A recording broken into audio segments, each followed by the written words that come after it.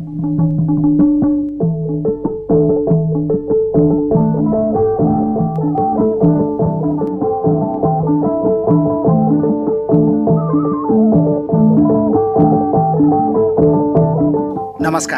साहित्य संसार कार्यक्रममा हार्दिक स्वागत छ।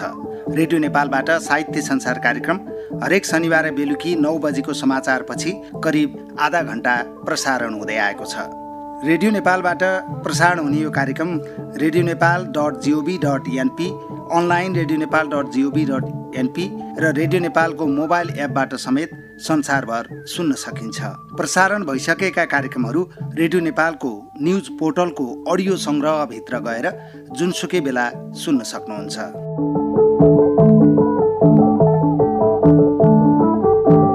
साहित्य संसार कार्यक्रममा आज हामीसँग हुनुहुन्छ साहित्यकार ओम रिजाल। साहित्यकार रिजालको पछिल्लो कृतिका रूपमा हटारू शीर्षकको उपन्यास सार्वजनिक भएको छ। त्यसभन्दा अघि उहाँका एउटा निबन्ध सङ्ग्रह र एउटा कविता सङ्ग्रह प्रकाशित भइसकेको छ। कार्यक्रममा आज साहित्यकार रिजालको साहित्य लेखनको सन्दर्भका साथमा उहाँका केही रचनाहरू हामी सुन्छौँ। उहाँलाई कार्यक्रममा स्वागत गर्दै आजको संवाद, आजको कार्यक्रम आरम्भ गर्दछु। म यहाँलाई स्वागत छ रेडियो नेपालको साहित्य संसार कार्यक्रममा। धन्यवाद। तपाईँ दैलेखमा जन्मनुभयो, त्यहीँ माध्यमिक शिक्षा उत्तीर्ण गर्नुभयो, त्यहीँबाट प्राप्त गर्नुभयो। आजको यो संवादको सुरुवातमा तपाईँको बाल्यकालको साहित्यिक रुचि र साहित्यिक परिवेशका बारेमा थोरै सम्झना गरौँ न। बाल्यकाल म दैलेखमा जन्मेँ, दैलेखमै हुर्किएँ। दैलेख लोक साहित्य र संस्कृतिको अथाह भण्डार भएको स्थान हो। हजुर। र त्यो लोक साहित्य त्यहाँका बस्तीहरूमा, हरेक बस्तीमा र हरेक व्यक्तिहरूका ओठमा लोक साहित्यका थुङ्गाहरू झुन्डिएको पाइन्छ। हजुर। र मलाई पनि ती लोक साहित्यका शब्द थुङ्गाहरूले साहित्यप्रति रुचि जगाए र त्यहाँका झोडा, मागल, धमारी, ढुस्को, भैलो, भैनी, भोसी यस्ता जुन साहित्यिक सम्पदाहरू हुन्, जुन साहित्यिक शब्द पुष्पहरू हुन्, ती पुष्पहरूलाई मैले सुन्दै साहित्यमा आफ्नो रुचिलाई अगाडि बढाएँ। हजुर, यहाँको प्रकाशित कृतिहरूको अथवा प्रकाशित पुस्तकहरूको कुरा गर्ने हो भने पछिल्लो प्रकाशित कृति चाहिँ उपन्यास सार्वजनिक भएको छ, हटारू, होइन त? हजुर हजुर। यहाँको पुस्तकको शीर्षक। यो पुस्तकको बारेमा अथवा भनौँ यो उपन्यासको बारेमा एकछिनपछि कुरा गरौँ न। एउटा कविता सुनेर हामी अघि बढौँ न। हुन्छ। टाढिनेहरूको नाउँमा। हजुर, कविताको शीर्षक टाढिनेहरूको नाउँमा। टाढिनेहरू टाढिन्छन् जसरी टाढिन्छन् हिउँदका मालचरीहरू। टाढिनेहरू टाढिन्छन् जसरी टाढिन्छन् हिउँदका मालचरीहरू। सयौँ गुणहरू बिर्सेर एउटै बैगुनमा टाढिने आफन्त जस्तै। सयौँ धुनहरू बिर्सेर नयाँ धुन खोज्ने प्रेमिका जस्तै। बाटो छोड्नु हुँदैन भनेर सम्झाउँदा कुबाटो रोज्ने सन्तान जस्तै टाढिनेहरू टाढिन्छन्। मुहान बिर्सिएर बगेको नदी कहाँ पुग्छ स्वार्थ पुरा गरेपछि मन मिल्ने दौतरी कहाँ लुक्छ हिउँदको खरे जस्तै रहेछ आफ्नाको माया दुःख परेको बेला कहाँ सुक्छ। जसरी टाढिन्छन् अनेक दिग्गम गरेर धन कमाएकाहरू कमाउन नसक्नेसँग। जसरी टाढिन्छन् उच्च पदधारीहरू भुइँ मान्छेहरूसँग। जसरी टाढिन्छन् चुनाव जितेपछि नेताहरू मतदातासँग। जसरी टाढिन्छन् गरिबका अनुहार बेचेर डलर कुम्ल्याउँदै एनजिओका मालिकहरू गरिबसँग। जसरी टाढिन्छन् धर्म बेचेर पेट पाल्ने अधर्मीहरू धर्मसँग। त्यसरी नै टाढिएका छन् टाढिनेहरू मसँग। यतिखेर मदेखि टाढिएकाहरू सम्झेर टोलाएको छु। जसरी टोलाउँछ बहेको हावा र बगेको नदी सम्झेर। डाँडाको एक्लै सल्लो मध्यरातमा कहाँ पुगे होलान् मसँग टाढिएर। स्वार्थको जङ्गल हिँडेका मेरा आफ्नाहरू कृपया कसैले भेटेपछि भनिदिनु तिमीहरू टाढिएपछि आनन्दको निद निदाएको छ ओम रिजाल। हजुर, यहाँले सुन्दर कविता टाढिनेहरूका नाउँमा वाचन गरेर सुनाउनुभयो। कवि ओम रिजालज्यू यहाँको पहिलो सिर्जना के थियो अथवा के लेख्नुभयो, कहाँ प्रकाशित भएको थियो, त्यो सिर्जनालाई आजको दिनमा सम्झँदा कस्तो अनुभूति हुन्छ? मैले साहित्य सिर्जना कविताबाट नै सुरु गरेँ। हजुर। मैले विद्यालयमा पढ्दाखेरि 9 क्लासमा पढ्दाखेरि मैले घैँटा शीर्षकको एउटा कविता लेखेको थिएँ। हजुर। यो 50 सालतिरको कुरा। हजुर। र त्यही घैँटा शीर्षकको कविता मैले विद्यालयको शुक्रबार स्तरीय कार्यक्रम हुन्थ्यो विजयमावि दुल्लु, जहाँ मैले मेरो विद्यालय शिक्षा प्राप्त गरेँ। त्यहाँ मैले त्यो घैँटा शीर्षकको कविता सुनाएँ। हजुर। र त्यो घैँटा शीर्षकको कविता सुनेपछि मेरा श्रद्धेय गुरु बद्रीप्रसाद लम्साल र स्वर्गीय नारायण प्रसाद शर्मा उहाँले त्यो कविता मन पराउनु भयो र त्यसलाई चाहिँ प्रकाशन गर्नुपर्छ भन्ने कुरा भयो र मैले त्यहीँकै भित्ते पत्रिकामा घैँटा। हजुर हजुर। पहिलो कविता लेख्नुभयो विद्यालयकै एउटा भित्ते पत्रिकामा, त्यो पहिलो कविता नै एक किसिमले प्रकाशित भयो, छापियो। र त्यसपछि मैले चाहिँ आफ्नो साहित्यिक यात्रालाई अगाडि बढाएँ। हजुर। निरन्तर छ यो क्रम। हजुर। यहाँको कुरा गर्दा साहित्यको विविध विधामा कलम चलाउनुहुन्छ, जस्तो कविता लेख्नुहुन्छ, गीत लेख्नुहुन्छ, नियात्रा लेखनमा हुनुहुन्छ, उपन्यास त यहाँको प्रकाशित भइसकेको छ। लेखनको प्रिय विधा चाहिँ कुन हो र किन? अब यो लेखनको प्रिय विधा यही नै हो भनेर भन्न गाह्रो छ। हजुर। होइन, एउटा लेखकका लागि लेखकका सबै विधाहरू प्रिय नै हुन्, प्रिय नै हुन्छन्। हजुर। किनभने जसले चाहिँ मनलाई छुन्छ, जुन सृजनाले अथवा जुन लेखनले तपाईँलाई माटोलाई छुन्छ, अथवा तपाईँले आफूले जन्मेको परिवेश, आफ्नो तपाईँ हुर्केको परिवेशलाई टपक्क टिपेर लेख्न सकिन्छ भने ती सबै सृजनाहरू, सबै विधामा लेखेका सृजनाहरू प्रिय नै हुन्छन् भन्ने लाग्छ मलाई। हजुर। मैले यहीँनिर यहाँसँग जान्न खोजेको, यहाँको रुचि जान्न खोजेको चाहिँ यहाँलाई के लेख्दा चाहिँ आनन्द लाग्छ, अथवा कुन सृजना कुन विधामा लेखिसक्दा चाहिँ आनन्दको अनुभूति हुन्छ भन्न खोजेको। अब मैले कविताबाट सुरु गरेँ, त्यसले कविता त प्रिय हुने नै भयो। त्यसपछि मैले चाहिँ आफूलाई जागितको दौरानमा म जब मुगुमा बसेँ, हजुर, मुगुमा 2 वर्ष बस्दाखेरि मैले रुँदै बग्दछ मुगु कर्णाली लेखेँ। हजुर हजुर। म एउटा प्रशासकको आँखाबाट त्यो मुगुलाई हेर्दा मैले जे भेटेँ त्यही लेखेँ।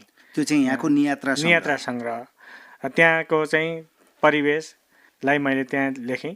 र त्यसपछि म चाहिँ लोक साहित्य र संस्कृति, जो विशेष गरेर दैलेखको लोक साहित्य र संस्कृतिमा केन्द्रित भएर आफ्ना रचनाहरू, आफ्ना लेखहरू, आलेखहरू मैले लेखेँ र थुप्रै आलेखहरू प्रकाशित भए। र मलाई त्यो लोक साहित्य, लोक संस्कृतिले मलाई चाहिँ धेरै नै आकर्षित गर्यो। बिचमा मैले दैलेखमा रहँदाखेरि रेडियो पञ्चकोशीमा सुइना भन्ने कार्यक्रम पनि चलाएँ। हजुर हजुर। एउटा रेडियो कर्मीको हैसियतमा सुइना कार्यक्रम चलाएँ। त्यतिखेर मैले दैलेखको चाहिँ लोक साहित्य र लोक संस्कृतिका थुप्रै जो लोपोन्मुख चाहिँ साहित्य र संस्कृति, जुन लोक साहित्य र संस्कृतिका विभिन्न विधा उपविधाका थुप्रै खजनाहरूलाई सङ्कलन गर्ने, रेकर्ड गरेर त्यसलाई रेडियो मार्फत प्रसारण पनि गरेँ। र त्यसले गर्दा मलाई त्यो लोक साहित्य र संस्कृतिले धेरै नै छोयो। मेरो पछिल्लो उपन्यास हटारू पनि दैलेखको लोक साहित्य र दैलेखको लोक संस्कृतिमा नै केन्द्रित भएर आयो। र मलाई अहिले पछिल्ला दिनहरूमा जुन लोपोन्मुख छ, एकदमै लोपको सङ्घारमा छ, त्यही लोक साहित्य र संस्कृतिप्रति अलिक बढ्ता रुचि छ। हजुर। फेरि पनि यहाँको एउटा कविता सुनाऊ, हाम्रा श्रोताहरूलाई पनि यहाँको कविता, यहाँको रचनाबाट नै आनन्द दिलाउन चाहन्छौँ हामी। पछिल्ला दिनहरूमा कविता खासै लेखिएको छैन। हजुर। तैपनि यो पुरानो कविता पहिरो। हजुर। पहिरो खसेपछि मनहरूमा असारे आकाश वर्षिए जस्तै वर्षिँदा रहेछन् आँखाहरू। पहिरो खसेपछि मनहरूमा असारे आकाश वर्षिए जस्तै वर्षिँदा रहेछन् आँखाहरू। सधैँ सधैँ खसिरहन्छ पहिरो, सधैँ सधैँ खसिरहन्छ पहिरो। पहिरोले कहिले मस्त निदाएको जोडी ढुक्कुरलाई पुर्छ, कहिले निनाउरा झुपडीहरूलाई बगाउँछ। बगर बनाउँछ क्षणभरमै सपनाका बारीहरू, भत्काउँछ सुखको जिउलो र निभाउँछ खुसीको जुनकिरी उज्यालो। पहाडबाट उडेका मालचरीहरूले कामना गरेका थिए विकृतिका चाङमाथि खसोस् पहिरो। पहाडबाट उडेका मालचरीहरूले कामना गरेका थिए विकृतिका चाङमाथि खसोस् पहिरो। विभेद र वञ्चितीकरणलाई पुरोस् पहिरोले, निर्दोष बुद्ध आत्माहरूले पुकार गरेका थिए अपराधीहरूको छातीमा खसोस् पहिरो। घिनलाग्दो राजनीतिको सिनोलाई पुरेको हेर्नु छ भन्दै थियो गर्भिणी घाम। आफ्नो बारीको साँध मिच्ने दुष्ट छिमेकीको घर आँगन सोत्तर पारोस् भन्दै थिए वृद्ध गौँथलीहरू। कसैको पुकार सुनेन पहिरोले। साह्रै निर्दयी हुँदो रहेछ पहिरो, पोहोर परार झैँ यसपालि पनि सोत्तर पार्यो कलिला मुनाहरू। घाइते बनायो दुखारी न्याउली चरी, वितण्डा मच्चायो निमुखा बस्तीहरूमा। कति खुसी हुँदो हो मन पहिरोले बगाइदिएको भए, देश दुखेको बेला पनि निरन्तर चलिरहने कुर्सीको खेल। हजुर, अघि यहाँको एउटा कविता सुन्यौँ हामीले, टाढिनेहरूका नाउँमा अहिले पहिरो। हजुर। दुइटै यहाँले निकै सुन्दर र मार्मिक कविताहरू वाचन गरेर सुनाउनु भयो। कविज्यू, यहाँको सन्दर्भमा जस्तो यहाँले अघि पनि भन्नुभएको छ, हटारू यहाँको पछिल्लो उपन्यास सार्वजनिक भएको छ, निकै चर्चामा पनि रह्यो उपन्यास। यस उपन्यासका बारेमा भन्नुपर्दा एउटा लेखकको हैसियतले के भन्नुहुन्छ? अब हटारू थोरै विषयवस्तु समेत। हटारू मेरो पहिलो उपन्यास हो। हजुर। हटारूमा मैले आजभन्दा करिब 100 वर्ष अगाडिको दैनिकको समाजलाई चित्रण गर्ने प्रयास भनौँ अथवा दुस्साहस भनौँ, हजुर, त्यो गरेको छु। र त्यति बेला बोलिने भाषा मैले हटारूमा प्रयोग गरेको छु। र त्यो धेरै पाठकहरूलाई मैले अहिले पाएको प्रतिक्रिया के हो भने यसले चाहिँ अलिकति क्लिष्ट बनायो, यसलाई चाहिँ बुझ्नलाई अलिकति गाह्रो भयो भन्ने उहाँहरूले भन्नुभएको छ। मैले चाहिँ त्यसका शब्दार्थ पनि करिब 20 पेज जतिको शब्दार्थ हटारूको पछाडि राखिदिएको छु। त्यस्तै पाठकहरूलाई अलि अप्ठ्यारो होला भनेर। त्यो किन हो भने मैले चाहिँ त्यति बेलाको भाषा जो अहिले दैलेखमा बोलिँदैन, लोप भएको छ होइन, भोलि कुनै दिनमा गएर भाषाको अध्ययन गर्न चाहनेहरूका लागि पनि त्यसले एउटा चाहिँ आधार दियोस् भन्ने मेरो एउटा चाहना हो। त्यसैले मैले त्यही भाषालाई जसरी मैले गाउँबाट भेटाएँ त्यही भाषालाई नै मैले हटारूमा प्रयोग गरेँ। पात्रहरूले बोल्ने संवाद त्यहाँको भाषामा छ जो अहिले बोलिँदैन, धेरै पहिलेको 70-80 वर्ष अगाडिको त्यो भाषा थियो त्यसमा छ। र हटारू विशेष गरेर दैलेखमा भेटिएका राम्रा र नराम्रा चाहिँ संस्कृतिहरूलाई मैले हटारूमा समेटेको छु। र त्यो मैले चाहिँ रेडियो कार्यक्रम, मैले अघि पनि भने, रेडियो कार्यक्रम सुइनालाई मैले सञ्चालन गर्ने क्रममा गाउँमा गएर खोज्दाखेरि एउटा चाहिँ 95 वर्षको हजुरआमाले के हुन्थ्यो त हटार के हुन्थ्यो, त्यति बेलाको समाजमा के हुन्थ्यो भनेर उहाँले चाहिँ मलाई भनेको कथा हो हटारू। र मैले पनि त्यसको शैली, त्यही शैलीमा चाहिँ हटारू लेखेको छु। अनि एउटी आमाले आफ्नो छोरालाई आफ्नो जन्मदेखि मृत्युसम्मको कथा सुनाइरहेकी छ हटारूमा होइन। र मैले त्यसमा दैलेखका चाहिँ थुप्रै संस्कृतिहरूलाई, राम्रा संस्कृति पनि छन्, नराम्रा संस्कृति पनि छन्। जस्तो हामी कहाँको जन्मदेखि मृत्यु संस्कारसम्मका थुप्रै संस्कृतिहरूलाई त्यहाँ समेटेको छु हटारूमा। होइन, राम्रा संस्कृति भनौँ तपाईँको भैलो होइन, भलो गाउने, घर घरमा गएर भलो गाउने हामी कहाँ एउटा चलन छ होइन, त्यसले त्यो संस्कृति छ। तपाईँको चाहिँ बच्चा जन्मे भने 6 दिनसम्म चाहिँ हामी कहाँ चाहिँ त्यो हर्षोल्लासका साथ उत्सव मनाउने जुन एउटा संस्कार छ, धमारी खेलेर, धमारीमा तपाईँको चाहिँ कृष्ण चरित्र, रामचरित्रका गाथाहरू गाउने, त्यो भर्खर जन्मेको बालकको चाहिँ दीर्घायुको कामना गर्ने, आमा बाबाहरूलाई चाहिँ तपाईँले आशिष दिने, त्यस्तो एउटा कल्चर छ। त्यो कल्चरलाई पनि मैले त्यसमा समाटेको छु। त्यस्तै झोडा मागलहरू, मागल भनेको माङ्गलिक कार्यहरूमा गाइने गीतहरू होइन, त्यो मागलहरूको प्रसङ्ग हटारूमा छ। र त्यहाँ जस्तो अलिकति केही नराम्रा संस्कारहरू जसले चाहिँ हाम्रो समाजलाई कसरी गाँजेको थियो त्यो कुरालाई पनि मैले उजागर गरेको छु। जस्तै हामी कहाँ भनेको एउटा जस्तै बिटालुको पल्ट, बिटालु भनेको के भने जस्तै एउटा उच्च वर्ग भनिनेहरू, उच्च जातका भनिनेहरूले एउटा दलितको छोरीसँग बिहा गरे भने बिटुलियो। बिटुलिहरू बिटालु भयो। बिटालु भयो भने के भयो त, उसको हातको भात पानी सबै बन्द गर्ने, समाजबाट चियुतै गर्ने, त्यस्तो एउटा कल्चर हामी कहाँ थियो। त्यसका केही अवशेषहरू अहिले पनि छन्, तर त्यति धेरै उसमा त छैन अहिले, तर केही अवशेषहरू छन्। र त्यो उसको त स्वयं व्यक्तिको त भात पानी चिउत भयो र उसको परिवारको पनि, यदि ठालुहरूले चाहे भने उसको परिवारको पनि भात पानीबाट चिउत गर्ने एउटा प्रथा, एउटा संस्कार जुन थियो, त्यस्ता संस्कारहरूलाई पनि मैले त्यहाँ ल्याएर कति पीडित थिए त हाम्रा त्यति बेलाका मान्छेहरू, कति पीडित थिए, त्यो कुरालाई पनि मैले हटारूमा चाहिँ उजागर गरेको छु। जस्तै तपाईँको भोरपतियाको एउटा कल्चर रहेछ, त्यसरी नै भनौँ न, बिटुलियो मान्छे, उसको परिवारको पनि भात पानी बन्द गरेपछि परिवारको सदस्यले त्यो तत्कालीन दुल्लु राज्यमा यदि एउटा निवेदन दिएपछि, भोरपतियाको निवेदन दिएपछि त्यहाँ निर्णय भएर आयो भने भात पानी बकस पाउने, त्यस्तो भोरपतिया संस्कार जो अहिले छैन होइन। अब बेठी जाने भनेको मतलब ठालुहरूको चाहिँ घरको काम गर्नको लागि निःशुल्क श्रम गर्नुपर्ने, त्यस्तो संस्कार, त्यसले पनि ठालुहरूको एउटा ठालु कल्चर हामी कहाँ जुन थियो त्यसलाई पनि मैले उजागर गरेको छु। र अर्को कुरा, हामी कहाँको जन्मदेखि मृत्युसम्मका संस्कारहरू, एउटी आमाले आफ्नो छोरालाई आफ्नो जन्मदेखि मृत्युसम्मका कथा भन्दै जाँदाखेरि ती सबै कुराहरूलाई समेटेर हटारू तयार भएको छ। र यसको दार्शनिक पक्ष के हो भने हटारू भनेको मैले यो संसारलाई नै हाटको रूपमा लिएको छु। यो संसार एउटा विशाल हाट हो, एउटा मेला हो, हाट हो।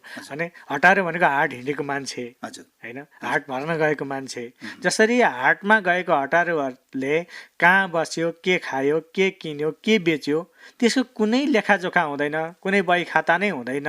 त्यसरी नै मान्छेको पनि कुनै हिसाब किताब छैन। सत्कार्य गर्नेहरू, सत्कर्म गर्नेहरूलाई एक दुई पुस्ताले सम्झेलान्, बाँकीको त मृत्युसँगै यसको चाहिँ मान्छेको अस्तित्व पनि सिद्धिन्छ। त्यसैले हाटको हटारू जस्तै हुरुरुरु आयो, बास बस्यो, उठ्यो, हिँड्यो, सिद्धियो। मान्छेको जिन्दगी यही हो। त्यसैले हामी बाँचुन्जेलसम्म सत्कर्म गरेर बाँचौँ, माया प्रेम र सद्भावका साथ बाँचौँ। हटारूले यो दर्शनलाई समेटेर हटारू लेखिएको छ। र यद्यपि हटारू भनेको तपाईँको दैलेखको चाहिँ आजभन्दा 100 वर्ष अगाडिको समाज अध्ययन गर्न चाहनेहरूका लागि, त्यति बेलाको संस्कृति अध्ययन गर्न चाहनेहरूका लागि र भाषा अध्ययन गर्न चाहनेहरूका लागि एउटा चाहिँ त्यो उपन्यास मात्रै नभएर त्यो चाहिँ भाषाका हिसाबले, समाजशास्त्रीय दृष्टिकोणका हिसाबले र संस्कृतिका दृष्टिकोणका हिसाबले चाहिँ अध्ययन गर्न चाहनेहरूका लागि गतिलो खुराक हो भन्न चाहन्छु। हजुर, एउटा सन्दर्भ सामग्रीको रूपमा प्रयोग गर्न सकियो। हजुर हजुर, यहाँले आफ्नो प्रकाशित कृति उपन्यासको बारेमा, हटारूको बारेमा विषयवस्तु सहित यहाँले जानकारी दिनुभयो।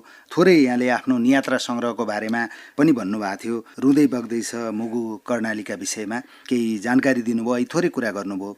अब कविता सङ्ग्रहको बारेमा नि अलिकति जानकारी दिनु, यहाँको प्रकाशित कविता सङ्ग्रहको बारेमा। मेरो पहिलो कृतिको रूपमा कविता सङ्ग्रह नै प्रकाशन भयो। 2059मा मैले यात्राबिम्ब नामक कविता सङ्ग्रह प्रकाशन गरेँ। हजुर, त्यति बेला भर्खर लेखिएका कविताहरू, म अलिकति कवितामा धेरै चाहिँ भइसकेको थिएन, अलिक परिपक्व भइसकेको थिएन जस्तो लाग्छ अहिले मैले त्यो कविता सङ्ग्रह हेरेँ भने। हजुर, तैपनि मलाई त्यति बेला रहर चल्यो, रहर लाग्यो। मैले चाहिँ लहरकै भरमा चाहिँ यात्राबिम्ब कविता सङ्ग्रह प्रकाशन गरेँ र मेरो चाहिँ पहिलो प्रकाशन चाहिँ यात्राबिम्ब नै हो। नेपाल सरकारको निजामती सेवामा पनि आबद्ध हुनुहुन्छ। हजुर, तपाईँको लेखन भनौँ, तपाईँ एउटा लेखक, एउटा साहित्यकार, सेवाग्राहीहरू कहाँ पुग्दा यहाँले कस्तो अनुभव गर्नुहुन्छ? अब नेपालको निजामती सेवामा अलिकति विकृतिहरू पनि छन्, सेवाग्राही मैती हुन सकेन भन्ने गुनासोहरू पनि छ र केही हदसम्म त्यो हो नै। हजुर, किनभने हाम्रो चाहिँ कार्यालय व्यवस्थापन, कार्यालयको लेआउट यो पनि सेवाग्राही मैती छैन कतिपय अवस्थामा। र हामीले सेवाग्राहीहरूलाई के सेवा दिन्छौँ, कुन कार्यालयबाट कस्तो सेवा पाइन्छ, त्यसको चाहिँ जानकारी दिने, प्रचार प्रसार गर्ने त्यस्तो पनि गरेको छैनौँ। र सेवाग्राहीको कर्तव्य के हो, सेवा लिँदाखेरि सेवाग्राहीको कर्तव्य के हो, त्यो कुरालाई पनि हामीले अलिकति बुझाउन सकिरहेका छैनौँ। त्यसले सेवाग्राहीको पाटोबाट हेर्दा पनि कहिलेकाहीँ उहाँहरू अधिकार मात्रै खोज्नुहुन्छ, आफ्नो कर्तव्य बिर्सेर आउनुहुन्छ। त्यसले पनि असहजता चाहिँ सृजना गरेको मैले पाएको छु। अर्को कुरा, हामी सेवा प्रदायकहरूले सेवामुखी भन्दा पनि कहिलेकाहीँ हामी शासकमुखी सोच हामीमा अलि बढी हो कि भन्ने मलाई लाग्छ। त्यो शासकमुखी सोच हाबी भइदिँदाखेरि सेवाग्राहीका असन्तुष्टिहरू थुप्रै छन्, त्यसलाई हामीले सम्बोधन गर्न सकिरहेका छैनौँ। सेवाग्राहीले चाहेअनुसारको चाहिँ उहाँहरूको आवश्यकता अनुसारको सेवा प्रवाह गर्न नसकिरहेको अवस्था पनि छ। र कतिपय अवस्थामा राम्रै सेवा प्रवाह हुँदाखेरि पनि समाजमा त्यसको चाहिँ सकारात्मक कुराहरू भन्दा पनि नकारात्मक कुराहरू चाहिँ सञ्चार माध्यमहरूबाट, अहिले त तपाईँको सामाजिक सञ्जालहरूबाट कहिलेकाहीँ नकारात्मक कुराहरू आइदिँदाखेरि त्यसले पनि अलिकति हामी जस्तो एउटा राष्ट्र सेवकहरूलाई दुःख लाग्छ। राम्रै गर्दाखेरि पनि त्यसको चाहिँ नतिजा नकारात्मक आउने, भ्रम सिर्जना गर्ने, त्यस्तो किसिमको सबै कर्मचारीहरू नै एकदमै भ्रष्ट नै हुन् भनेर सबैले एउटै डालोमा एउटाले गल्ती गर्ला, एउटाले गरेको गल्तीले सबै चाहिँ यो देशमा जति पनि हामी चाहिँ निजामती सेवाका कर्मचारीहरू छौँ ती सबै चाहिँ गलत नै हुन्, तिनीहरू चाहिँ भ्रष्ट नै हुन्, यिनीहरूले नै देश बिगारेका हुन्, यिनीहरूले नै खतम गरेका हुन् भन्ने जुन मनोविज्ञान छ, जुन सामाजिक चाहिँ अहिले जुन एउटा चाहिँ भाष्य बनेको छ, त्यसले हामीलाई पनि बेला बेलामा अलिकति दुःख लाग्छ। किनभने हजुर, यहाँ एउटा सर्जक भएर सेवाग्राही कहाँ पुग्दा चाहिँ के फाइदा हुँदो रहेछ? अब एउटा साहित्यकार, एउटा सर्जक सेवाग्राही कहाँ पुग्दाखेरि सेवाको साथसाथै उनीहरूलाई पढ्न पाइन्छ र आफ्ना सृजनाहरूमा उतार्न पाइन्छ। हजुर, उनीहरूका कथाहरूलाई तपाईँले चाहिँ टपक्क टिपेर ल्याउन सकिने एउटा सम्भावना छ र उनीहरूको मनलाई पढ्न सकियो भने मलाई लाग्छ विभिन्न जिल्लाहरूमा गएर सेवा गर्दै र सेवाग्राहीको मनलाई पढ्दै जाने हो भने नेपाली साहित्यमा त्यसले चाहिँ पृथक पृथक खालको स्वाद भएका नयाँ नयाँ कृतिहरू नयाँ नयाँ सृजनाहरू त्यसले जन्माउनलाई सहयोग पुर्याउँछ भन्ने लाग्छ। एउटा सर्जकको आँखाबाट हेर्दा त्यो चाहिँ सकारात्मक कुरा हो। हजुर, यहाँको थोरै अब हामी करिब करिब आजको यो संवादको अन्तिममा छौँ। यहाँले कविता लेख्नुभयो, नियात्रा लेख्नुभयो, उपन्यास लेख्नुभयो, होइन, गीत लेख्नुभयो। यी विधाहरूको लेखनको अनुभूति पनि थोरै जानकारी गराइदिनुहोस् न। अब यो सृजना भनेको कि आफैले पढेर सृजित हुने हो कि चाहिँ समाजलाई हेरेर, हजुर, हाम्रो समाज कसरी गइरहेको छ त्यसलाई हेरेर चाहिँ सृजना हुन्छ। त्यसले मैले पनि अब गीत लेखौँ, चाहे कविता लेखौँ र चाहे उपन्यास, चाहे नियात्रा लेखौँ, होइन, जे लेख्दाखेरि पनि मैले विशेष गरेर चाहिँ मान्छेलाई केन्द्रमा राखेर लेख्नुपर्छ भन्ने म चाहिँ राख्छु। मान्छेलाई केन्द्रमा राखेर लेखिएका सृजनाहरू चाहिँ बलिया हुन्छन् र सशक्त हुन्छन् भन्ने मलाई लाग्छ र मैले त्यहीलाई नै आफ्नो चाहिँ लेखनको चाहिँ त्यही शैली अवलम्बन गर्नुपर्छ र मेरो लेखनको केन्द्रबिन्दुमा मान्छे हुनुपर्छ भन्ने मान्यता राख्छु। त्यसले मैले जे लेख्दाखेरि पनि यदि मैले मान्छेलाई केन्द्रबिन्दुमा राखेर लेख्न सकेँ भने अलिकति आनन्द महसुस हुन्छ। हजुर, आदरणीय श्रोताहरू, हामी रेडियो नेपालको साहित्य संसारमा संवाद गरिरहेका छौँ साहित्यकार कवि ओम रिजालसँग। रेडियो नेपालको साहित्य संसार कार्यक्रम मार्फत तपाईँका सिर्जनाका पाठक र रेडियो नेपालका श्रोताहरूलाई के भन्नुहुन्छ? अब म व्यावसायिक लेखक होइन। हजुर, नेपाल सरकारको चाहिँ उपसचिवमा कार्यरत छु र त्यहाँबाट बचेको केही समयलाई आफ्नो सृजना खर्चिने गरेको छु। त्यसैले म त्यति चलेको बजारमा चाहिँ एकदमै व्यापकै रूपमा चाहिँ बजारमा चाहिँ प्रसार भएको नाम चलेको त्यस्तो चाहिँ साहित्यकार पनि होइन। र यद्यपि मेरो पछिल्लो उपन्यास हटारूले केही पाठकहरूलाई को मन खिच्न चाहिँ सफल भएको छ। रुँदै बग्दछ मुगु कर्णाली मैले जति बेला प्रकाशन गरेँ त्यति बेला त्यसको चर्चा थिएन र पछिल्ला दिनहरूमा नियात्राको उसमा चाहिँ त्यसको पनि चर्चा बिस्तारै हुँदै गएको छ। आजभन्दा 10 वर्ष अगाडि लेखेको मैले रुँदै बग्दछ मुगु कर्णाली जति बेला लेखेँ त्यति बेला चाहिँ त्यो चर्चामा थिएन र अहिले आएर पछिल्लो दिनहरूमा अलिकति चर्चामा छ र यहाँहरूले खोजेर पढिदिनु भयो र मलाई त्यसका चाहिँ राम्रा पक्षमा भन्दा पनि त्यसका नराम्रा पाटोहरूलाई केलाएर मलाई चाहिँ अझै सुधार्ने मौका दिनुभयो भने मेरा आगामी रचनाहरूमा, आगामी कृतिहरूमा म सुध्रिनेछु, म सुधार्नेछु। र मैले यहाँहरूबाट एकदमै रचनात्मक चाहिँ सुझाव जे हो त्यही अलिकति मलाई चाहिँ फुर्क्याउने हिसाबले, अलिकति माथि पुर्याउने हिसाबले नआइदिएर एउटा पाठकको आँखाले हेरेर मेरा कमजोरीहरूलाई उजागर गर्ने गरी मलाई चाहिँ सुझाव आयो भने मलाई सुध्रिने र सुधार्ने मौका हुनेछ र मेरा पाठकहरूले त्यो मलाई दिनुहुनेछ आगामी दिनमा भन्ने मलाई लाग्छ।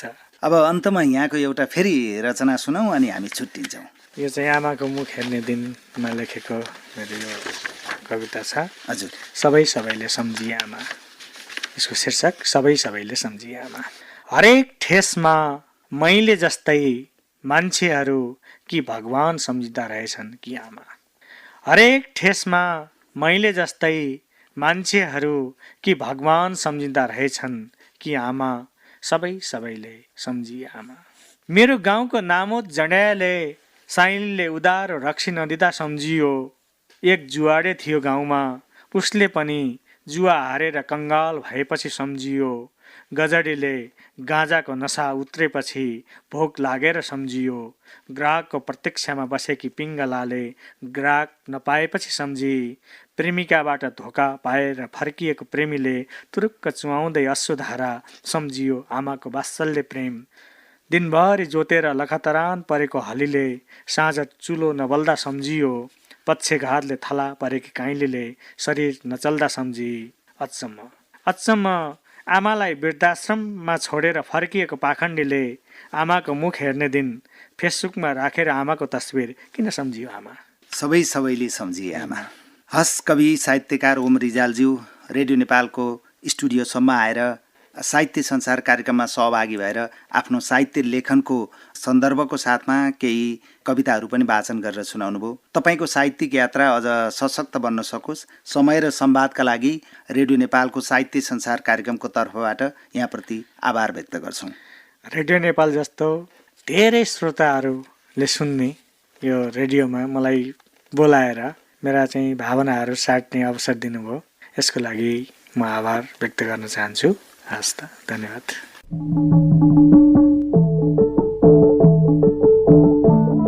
रेडियो नेपालबाट साहित्य संसार कार्यक्रम सुन्दै हुनुहुन्छ। कवि साहित्यकार ओम रिजालसँग संवाद गर्दै थियौँ। साहित्यकार रिजालले आफ्नो साहित्य लेखनको सन्दर्भको साथमा केही कविताहरू पनि वाचन गरेर सुनाउनु भयो। आजको लागि साहित्य संसार कार्यक्रमको निर्धारित समय सकिने लागेको छ।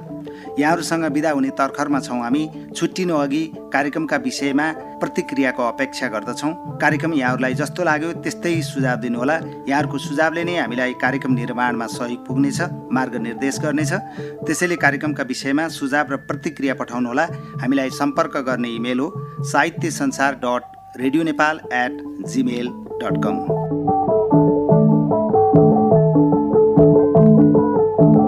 साहित्य संसार कार्यक्रम सुनेर साथ दिनुभएकोमा तपाईँ सम्पूर्ण श्रोताप्रति आभार व्यक्त गर्छौँ। साहित्य संसार कार्यक्रमका प्रसारण भइसकेका अरू श्रृङ्खला सुन्न चाहनुहुन्छ भने रेडियो नेपालको न्युज पोर्टल अनलाइन radionepal.gov.np मा गएर जुनसुकै बेला कार्यक्रम सुन्न सक्नुहुन्छ। अब आजको लागि भने साहित्य संसार कार्यक्रमबाट सबै सहकर्मीहरूसहित म तारा प्रसाद वस्ती यहाँहरूसँग बिदा माग्छु। नेपाली साहित्यको श्रीवृद्धिका लागि आफ्नो तर्फबाट टेवा पुर्याउँ। अर्को हप्ता फेरि भेटौँला। नमस्कार।